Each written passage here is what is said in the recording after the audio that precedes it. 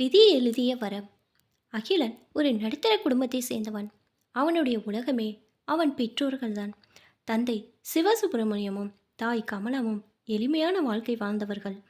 அகிலன் ஒரு தனியார் நிறுவனத்தில் வேலை செய்து வந்தான்.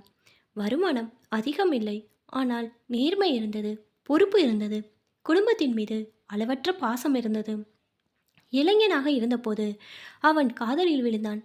அவளின் பெயர் நந்தினி. இருவரும் ஒருவரை ஒருவர் நேசித்து திருமணம் செய்து கொண்டனர். ஆரம்பத்தில் வாழ்க்கை அழகாகவே இருந்தது. அகிலன் தன்னால் முடிந்த எல்லாவற்றையும் செய்தான். மனைவி சிரித்தால் போதும் என்று வாழ்ந்தான். அவளுக்கு பிடித்ததை வாங்கி கொடுத்தான். சிறிய சம்பளத்தில் கூட சேமித்து அவளை மகிழ்விக்க முயன்றான். ஆனால் நந்தினியின் மனம் வேறு உலகத்தை எதிர்பார்த்தது. உன் சம்பளத்தில் எப்படி வாழ்க்கை ஓடும்? என் தோழிகளையெல்லாம் காரில் சுற்றுகிறார்கள். நமக்கு இன்னும் வாடகை வீடு. உன்னால் பெரிய வாழ்க்கை கொடுக்க முடியாது. இப்படி பல குறைகள். அகிலன் அமைதியாகவே கேட்டுக்கொண்டே இருந்தான். இன்னும் கொஞ்ச நாள் பொறுத்துக்கோ, நான் முன்னேறுவேன் என்று சொல்லிக்கொண்டே இருந்தான். ஆனால் அவளுக்கு பொறுமை இல்லை. ஒரு நாள் இந்த வாழ்க்கை எனக்கு வேண்டாம் என்று கூறிவிட்டு அவள் வீட்டை விட்டு சென்றாள். அகிலன் பலமுறை அழைத்தான், மன்னிப்பு கேட்டான்.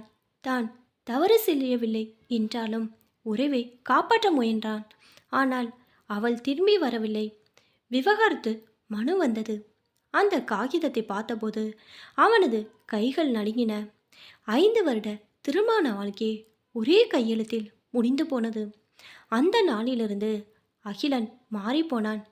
சிரிப்பு குறைந்தது, நம்பிக்கை குறைந்தது, மனிதர்களையே நம்ப முடியாத நிலை வந்தது. ஒரு பெண்ணால் ஏற்பட்ட காயம் அனைத்து பெண்களையும் சந்தேகிக்க வைத்தது. காலம் நகர்ந்தது. ஒரு நாள் அகிலனின் பெற்றோர் அவனிடம் பேசினர். இப்படி தனியாக இருக்கக்கூடாது, மீண்டும் திருமணம் செய்து கொள். அகிலன் உடனே மறுத்தான். எனக்கு திருமணம் வேண்டாம். ஒருமுறைப்பட்ட காயம் போதும், மீண்டும் அதே வேதனை வேண்டாம் என்று கூறிவிட்டான். பெற்றோர் அமைதியாக இருந்தனர். ஆனால் மகனின் எதிர்காலம் அவர்களை பயமுறுத்தியது. அந்த சமயத்தில் ஒரு வரன் வந்தது. அவளின் பெயர் சரண்யா. சரண்யாவும் வாழ்க்கையில் காயப்பட்டவள்தான். திருமணம் ஆன சில மாதங்களிலே அவளது கணவர் சாலை விபத்தில் உயிரிழந்தாள். விதவை என்ற பெயரை சுமந்து வாழ்ந்தாள். அவள் யாரிடமும் குறை சொல்லவில்லை, வாழ்க்கையை வெறுக்கவில்லை. பெற்றோருக்காக வாழ்ந்தாள், மற்றவர்களுக்கு உதவி செய்தாள். அவளுடைய நல்ல குணத்தை பற்றி கேட்ட அகிலனின் பெற்றோர், இந்த பெண் நம் வீட்டுக்கு வந்தால் நன்றாக இருக்கும் என்று நினைத்தனர். ஜாதகமும் பார்த்தனர். பெரியவர்கள் அனைவரும் சம்மதித்தனர். ஆனால் அகிலன் மறுத்துவிட்டான். எனக்கு திருமணம் வேண்டாம். அதுவே அவனுடைய பதில். சரண்யாவின் வீட்டிலும் வேறு வரன்கள் வந்தனர். பல நல்ல குடும்பங்கள் கேட்டன. ஆனால் ஒவ்வொரு முறையும் ஏதோ ஒரு காரணத்தால் அந்த பேச்சு நின்றுவிட்டது. ஒரு முறை மாப்பிள்ளை வீட்டார் திடீரென மறுத்தார்கள். மற்றொரு முறை திருமண நாள் நெருங்கிய போது பேச்சு நின்றது. சரண்யாவின் தாய் கவலையுடன் கேட்டார், ஏன் இப்படியெல்லாம் நடக்கிறது? சரண்யா சிரித்தபடியே சொன்னாள், இறைவன் யாரை எழுதி வைத்திருக்காரோ அவர்தான் என் கணவராகுவார். அவள் மனதில் அகிலன் இருந்தான். ஆனால் யாரிடமும் சொல்லவில்லை. அவனுடைய கடந்த காலத்தை அறிந்த பிறகும் அவனை வெறுக்கவில்லை. அவனுக்கு ஆறுதலாக இருக்க வேண்டும் என்ற எண்ணம்தான் அவளிடம் இருந்தது.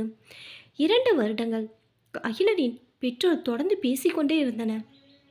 நாங்கள் இருவரும் இருக்கும் வரை பரவாயில்லை, நாங்கள் இல்லாத பிறகு உன்னை யார் பார்த்து கொள்வார்கள்? இந்த வார்த்தைகள் அகிலனின் மனதை துளைத்தன. ஒரு நாள் இரவு தூக்கம் வரவில்லை. தனியாக அமர்ந்து யோசித்தான். அப்பாவும் அம்மாவும் வயதாகிறார்கள். நாளை அவர்கள் இல்லை என்றால் நான் யாருடன் பேசுவேன்? யார் எனக்காக காத்திருப்பார்கள்? அந்த எண்ணமே அவனை உடைத்தது. மறுநாள் காலை அவன் பெற்றோரிடம் அமைதியாக சொன்னான், உங்கள் விருப்பப்படி செய்யுங்கள். அந்த ஒரு வாக்கியத்தை கேட்டதும் பெற்றோரின் கண்களில் கண்ணீர் வழிந்தது. உடனே சரண்யா வீட்டுக்கு செய்தி சென்றது. அங்கும் மகிழ்ச்சி. ஆனால் சரண்யா மட்டும் அமைதியாக இருந்தாள். அவள் மனதிற்குள் ஒரு பிரார்த்தனை மட்டும் செய்தாள். இறைவா, இந்த மனிதரின் மனதில் இருக்கும் காயத்தை ஆற்றும் மறந்தாக என்னை மாற்றிவிடு. அதன் பிறகு எளிமையாக அவர்களது திருமணம் நடந்தது. திருமண மேடையில் கூட அகிலனின் முகத்தில் முழு மகிழ்ச்சி இல்லை. இந்த வாழ்க்கையும் எத்தனை நாள் என்ற பயம் மட்டும் இருந்தது. ஆனால் அவனுக்கு தெரியவில்லை, அவன் வாழ்க்கையின் உண்மையான வசந்த காலம் அந்த நொடியில்தான் தொடங்கியிருந்தது. திருமணம் முடிந்த முதல் நாளிலிருந்தே சரண்யா ஒரு மனைவியாக மட்டுமல்ல, அந்த வீட்டின் மகளாக வாழத் தொடங்கினாள். அவள் யாரையும் கவர முயற்சிக்கவில்லை. தன் குணத்தாலேயே அனைவரின் மனதையும் வென்றாள். அதிகாலையில் எழுந்து வீட்டை சுத்தம் செய்தாள். மாமனார் மாமியாரின் தேவைகளை அவர்களுக்கு கேட்கும் முன்பே கவனித்தாள். அகிலனுக்கு பிடித்த உணவுகளை அவனிடம் கேட்டு தெரிந்து கொண்டு சமைத்தாள். ஆனால் அகிலன் மட்டும் தூரமாகவே இருந்தான். அவளிடம் மரியாதையாக பேசுவான். ஆனால் மனதை திறக்கவில்லை.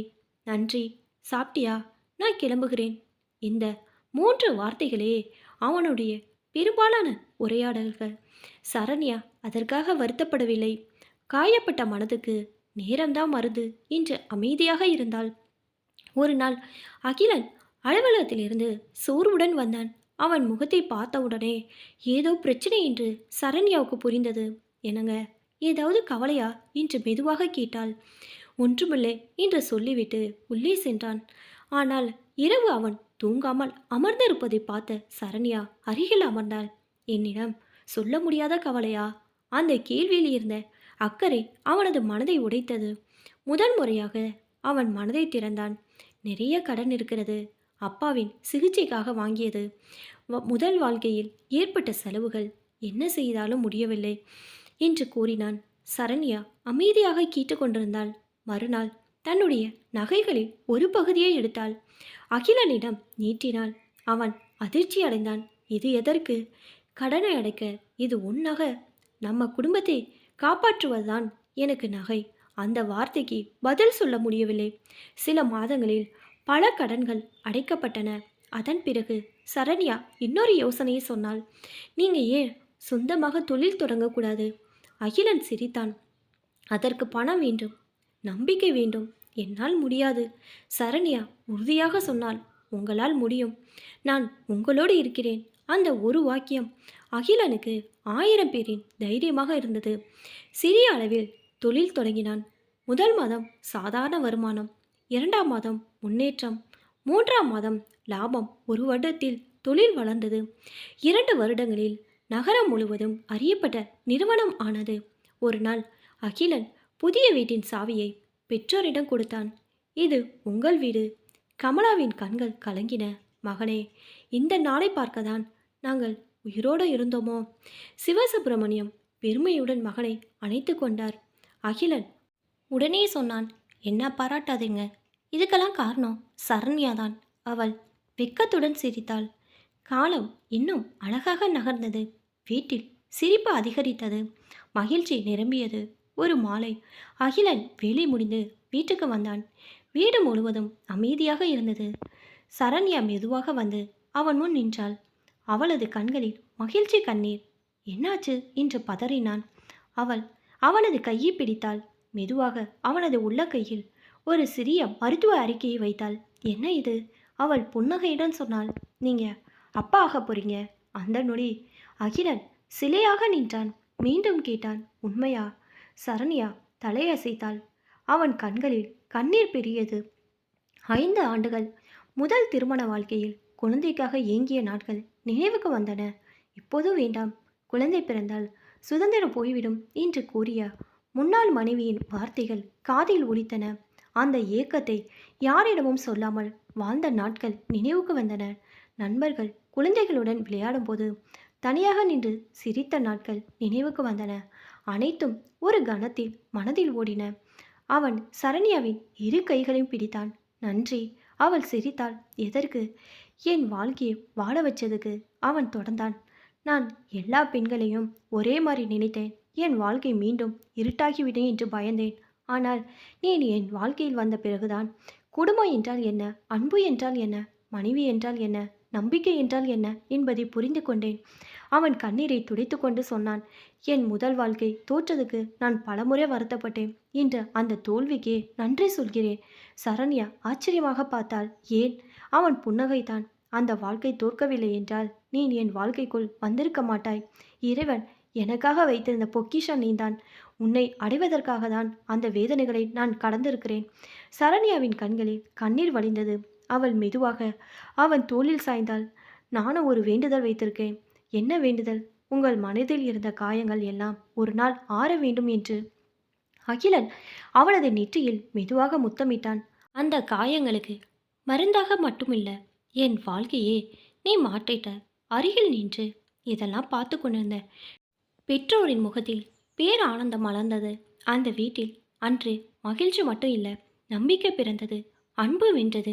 விதி எழுதிய கணக்கு யாராலும் மாற்ற முடியாது என்பதை அந்த 4 உயிர்களும் உணர்ந்தார்கள். சில தோல்விகள் நம்மை உடைப்பதற்காக வருவதில்லை, நமக்காக இறைவன் வைத்திருக்கும் சிறந்த மனிதரை சந்திக்க செய்வதற்காகவே வருகின்றன.